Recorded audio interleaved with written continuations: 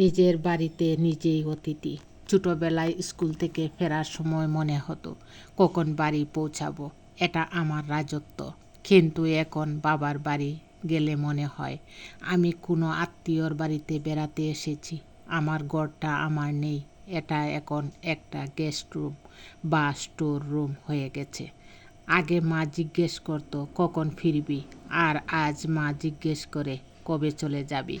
প্রশ্নটা একই, কিন্তু অর্থটা বদলে গেছে। এখন আর আলমারিতে কাপড় সাজাই না, ব্যাগেই রেখে দিই, কারণ আমি জানি কয়দিন পরেই তো আবার চলে যেতে হবে নিজের বাড়িতে। রিটার্ন টিকিট কাটতে হয়, সেদিন থেকেই শৈশবটা শেষ হয়ে যায়। মুখের ভেতরটা এতটা ভারী হয়ে গেছে যে নিঃশ্বাস নিতেও কষ্ট হয়। না পারছি কাউকে বলতে, না পারছি নিজের ভেতরের জ্বরটা থামাতে। সবাই ভাবে আমি ঠিক আছি, অথচ কেউ জানে না প্রতিদিন একটু একটু করে ভেতর থেকে ভেঙে যাচ্ছি। কিছু কষ্ট মানুষকে কাঁদায় না, নিঃশব্দে শেষ করে দেয়।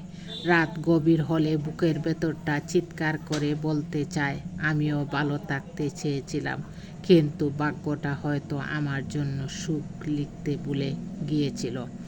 আজ নিজেকে এতটাই অসহায় লাগে, মনে হয় হাজার মানুষের ভিড়েও আমি একা। ধন্যবাদ সবাইকে। আসসালামু আলাইকুম।